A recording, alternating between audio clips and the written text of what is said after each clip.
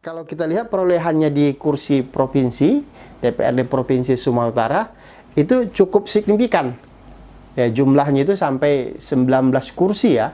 19 kursi dari 100 kursi di DPRD Provinsi Sumatera Utara.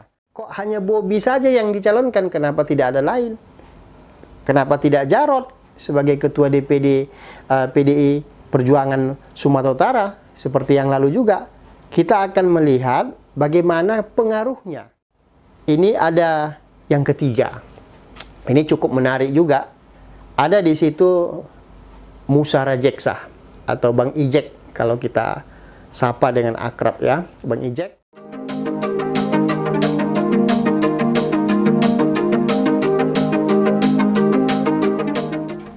Assalamualaikum warahmatullahi wabarakatuh. Salam komunikasi. Kembali lagi bersama kita di YouTube channel A3, Anang Anas Azhar. Hari ini kita akan membahas terkait dengan peluang Cagupsu yang akan berlangsung pada 2024 yang akan datang. Cagupsu ini maksudnya adalah calon gubernur Sumatera Utara. Memang ini kita membicarakannya melalui politik lokal ya, politik lokal. Meski nanti ada pengaruhnya ke politik nasional ya. Kemudian kita akan melihat siapa sebenarnya calon-calon yang akan bermunculan ketika kontestasi Pilgub 2024 akan datang, akan berlangsung. Hari ini kita melihat ada figur Pak Edi Rahmayadi sebagai gubernur. Andai kata ini mencalonkan kembali sebagai incumbent, peluang dia tentu ada juga ya, ada juga ya. Kekuatan beliau ke pusat itu pasti ada.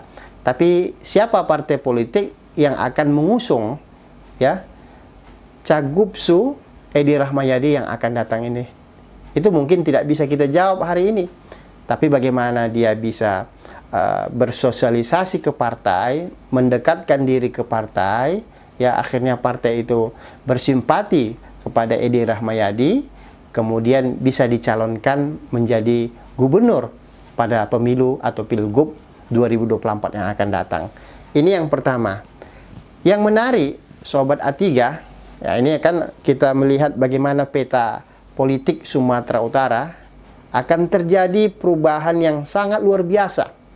Ya, gelombang perubahan politik ini bisa jadi terjadi andai kata ya Bobi Nasution yang hari ini notabene-nya sebagai wali kota Medan yang sah dan baru saja dilantik, itu digiring-giring ya, digiring untuk kembali mencalonkan diri, tetapi bukan di kota Medan.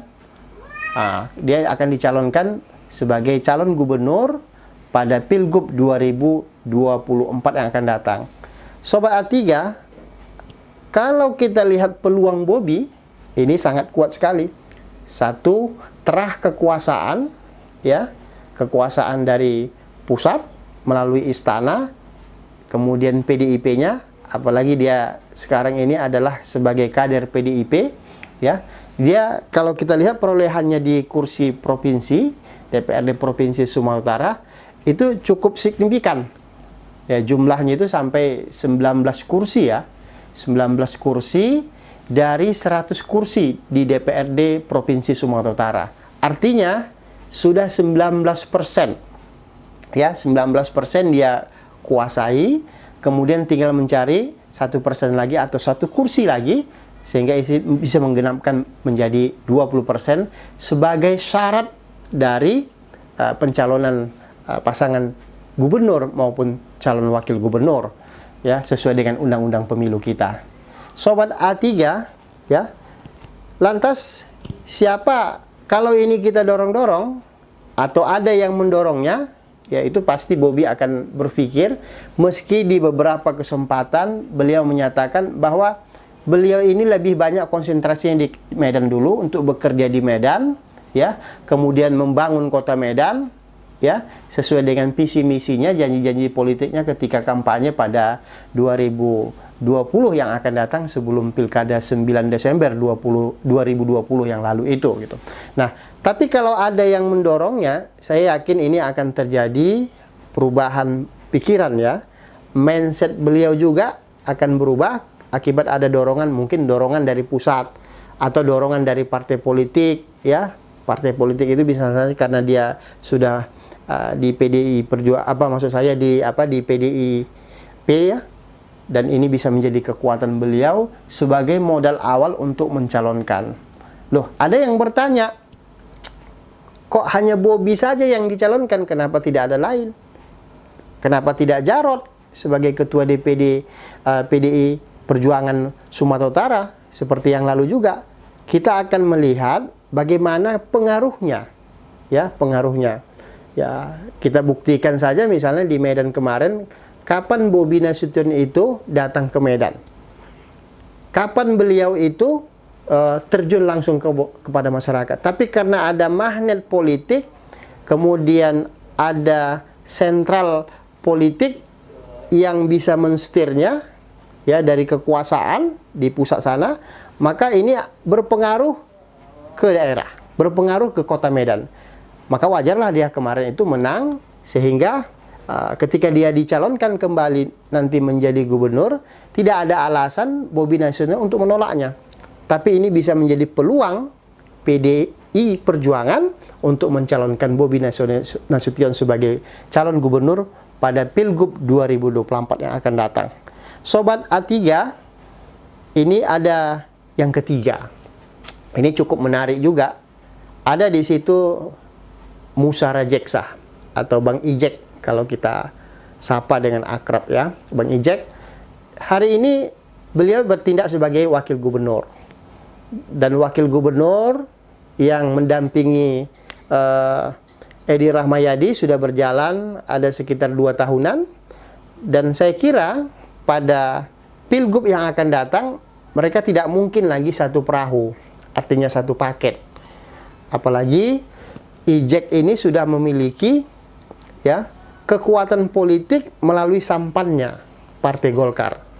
Dia sekarang sedang menyupir, ya, dia sekarang sebagai nahoda Partai Golkar Sumatera Utara, ya. Apalagi Partai Golkar di Sumatera Utara ini jumlahnya ya cukup banyak, ya.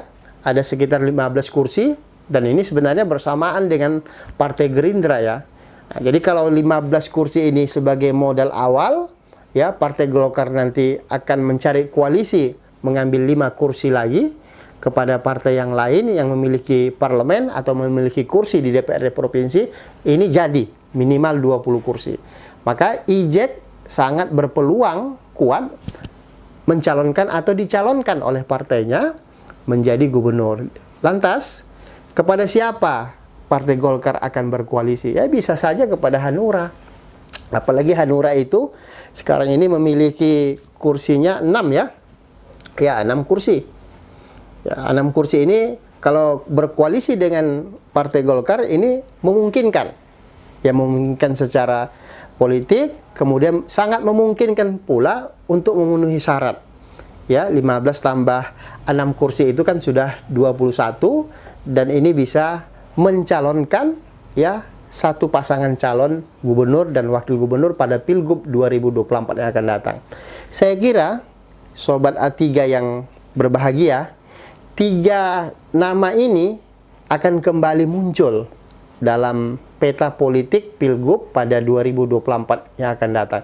Kalaupun ada nama-nama lain, ya, misalnya kepala daerah yang akan mencalonkan diri atau dicalonkan partainya, misalnya ada Bakhtiar Ahmad Sybarani, ya, kalau dia mau ataupun beliau mau, Pak Bakhtiar Ahmad Sybarani ini juga sangat potensial. Selanjutnya beliau bisa saja, ya, dicalonkan oleh partainya, apalagi Surya Paloh ini kan sangat berbangga ketika pemilihan umum, ya, 2019 yang lalu, ya, kursi dari Sumut 2 itu yang paling banyak itu adalah dari Sumut 2, yaitu sampai 2 kursi. Dan yang paling banyak itu memang dari suaranya dari Tapanuli Tengah.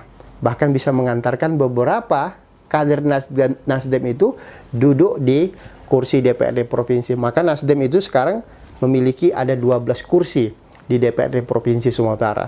Jadi Sobat A3, ya, figur-figur ini bermunculan ya kita akan memprediksinya akan muncul ya paling tidak 1 tahun menjelang Pilgub 2024, dan ini akan berkontestasi dengan nama-nama yang saya sebutkan tadi. Lantas, bagaimana peluang koalisi PKS, ya, PAN, ya PKB, apalagi PAN itu sekarang sudah memiliki 8 kursi, PKS itu sudah memiliki 11 kursi, ya. Kemudian ada P3 itu ada 2 kursi, PKB itu ada 2 kursi, Perindo ada 2 kursi. Saya kira ini nanti menyesuaikan, ya.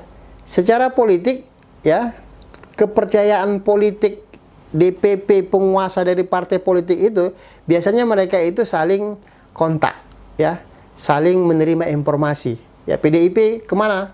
Kemudian Golkar kemana?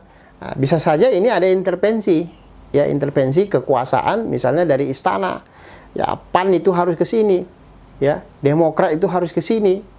Nah, jadi Demokrat itu misalnya tidak mungkin berkoalisi dengan PDIP, tapi di beberapa daerah banyak juga Demokrat dan PDIP berkoalisi, bahkan menang calon yang mereka gabungkan, yang mereka calonkan itu. Ya, mungkin ini bagaimana cara figur-figur yang akan bersosialisasi pada Pilgub 2024 nanti. Ya, saya menyebutnya ini memang secara politik, ya, kemungkinan bisa terjadi, tapi bisa saja tidak terjadi, karena ini hanya sekedar untuk analisis politik kita, ya, dalam menyampaikan beberapa argumentasi politik kemana sebenarnya, ya, arah dari koalisi partai politik nanti menjelang Pilgub 2024. Dan figur-figurnya kalau kita lihat adalah figur-figur yang betul-betul dikenal oleh masyarakat. Ya, kalau separuh, ya. Dan biasanya pun partai politik itu untuk melihat bagaimana elektabilitas figur untuk dicalonkan menjadi calon gubernur itu dilihat dari hasil survei, ya. Dan surveinya pun tidak abal-abal, ya. Surveinya harus dilihat survei yang kredibel, yang dipercaya dan lain sebagainya, dan itu bisa dijadikan rujukan untuk mencalonkan figur yang dicalonkan oleh partai politik. Saya kira ini yang paling penting. Mudah-mudahan bisa bermanfaat kepada Sobat A3 dimanapun Anda berada. Dan saya sudahi dengan wassalamualaikum warahmatullahi wabarakatuh.